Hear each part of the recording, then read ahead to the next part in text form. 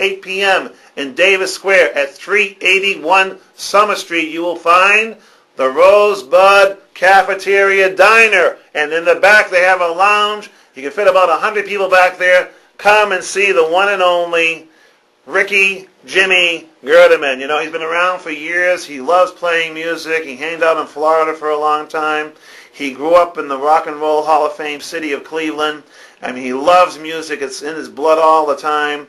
And tell us, who was the most influential person in your life with music? Well, the first person that that got it rolling, I guess, would have to be my mom, who always had the radio on and gave me my first 45s and everything. As far as performer or musician, that would have to be probably Paul McCartney, who I'm a huge fan of. I said, now why Paul? No, Paul McCartney.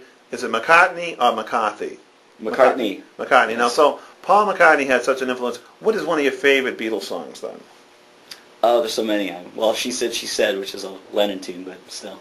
Yes. Lennon was great. Yeah, McCartney was great. Good guy. And, I know that it's a good time to say you're great. So anybody who wants to see this great guy, you can go to his website and see him at www.mercyjames.com. Find out more about his music. And then tonight at the Rosebud Lounge, I said it before, for those who are just tuning in, May 13th at 8 p.m. in Davis Square at the Rosebud Lounge, part of the Rosebud Diner. Hang out there and listen to some great music tonight.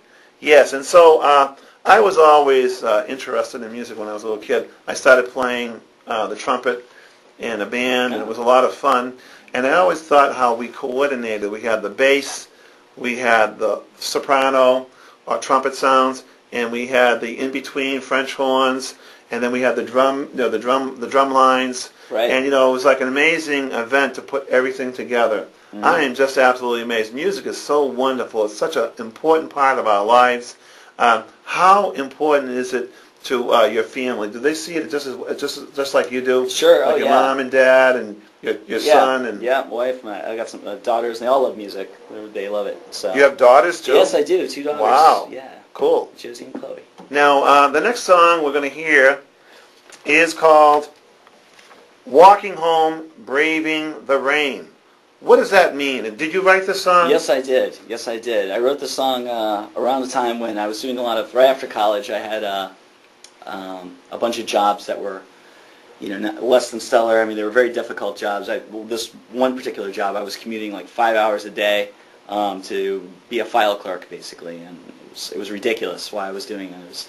I don't know if I also started working in radio, but unlike the glamorous jobs in radio, I actually first started as a person who wore a Barney costume, and I'd wave at cars, and people would come to see Barney.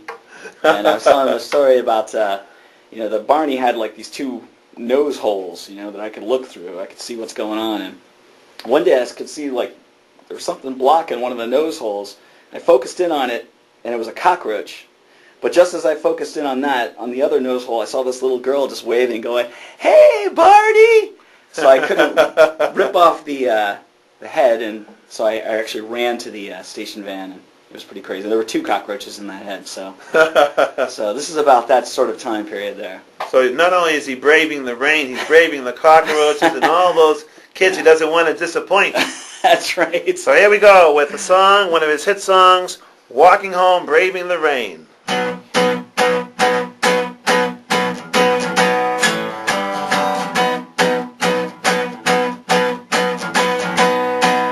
Next bus an hour away. I leave the awning dry and quench my thirst on Abbey Lane, only to drown on Derby Drive. But it's all that I can do. Walking home, braving rain too. My heels squeaking from the pace. A veil of hair stuck to my face. And I can't help thinking of you. If you could see me now, what would you say? And I can't help thinking of you. If this is all I can give, how can we hope to live like we do? I spilled coffee on my shoe. Walking home, braving rain too.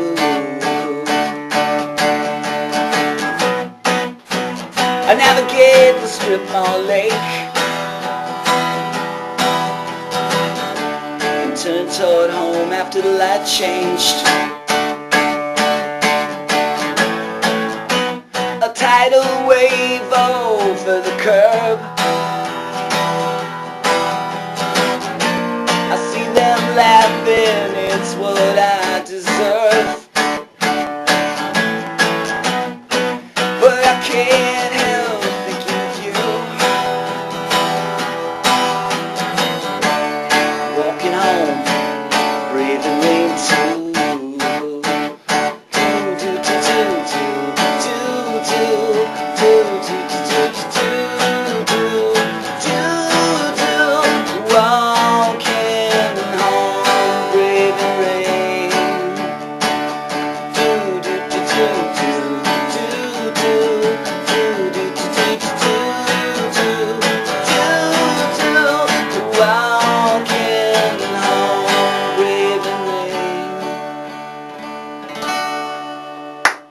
Outstanding. Very good. You know, I can tell that that was a Beatle.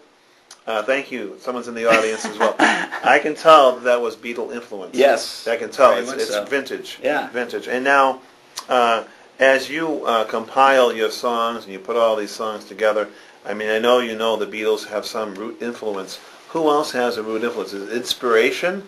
Is it something that you do? How do you get to the point where you do write that song? Not only the words, but the music that goes along with it. Right. Well, usually it's the music first that comes, or just the feeling, just the song comes. I don't know where it comes from, to be honest with you. It's just it's a constant preoccupation in my head, and I'm always thinking of tunes, and you know, I love recording and I love getting them down, but where it comes from, I have no idea. Are you saying that's a constant preoccupation, that you don't know where it's coming from? Yeah, well, that too. Sure.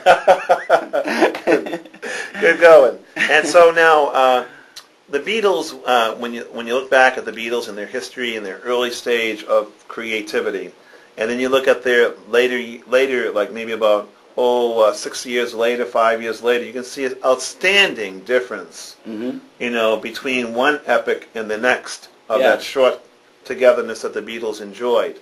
Now, in your own experiences in life, have you also seen the progress that you are making? Oh, sure. Yeah. I mean, it's you know, started off playing, you know, in cover bands basically in high school, and then I did a lot of recording myself. I took my bag boy money and I bought my first Fostex X15 4-track recorder, and I just started recording from that point on, and it was always a progression. It was either, you know, the songs would get a little bit better, or the recordings get a little bit better, and also just different styles, you know, stylistically, and just trying new things. Actually, I like experimental music too. I'm just trying to push different sonic boundaries, as it were. Now, out of all of the thousands of performances that you've had in your life, was there one particular performance that drove you crazy, or was outstanding, or was something special about one of them? Yeah, well, you know, all of them are, you know, they can go either way, really. So hopefully tonight will be great. Yeah. But well, I don't know. There's always been some good shows and, you know, not so good shows. So then it's an experience. You go through like this performance.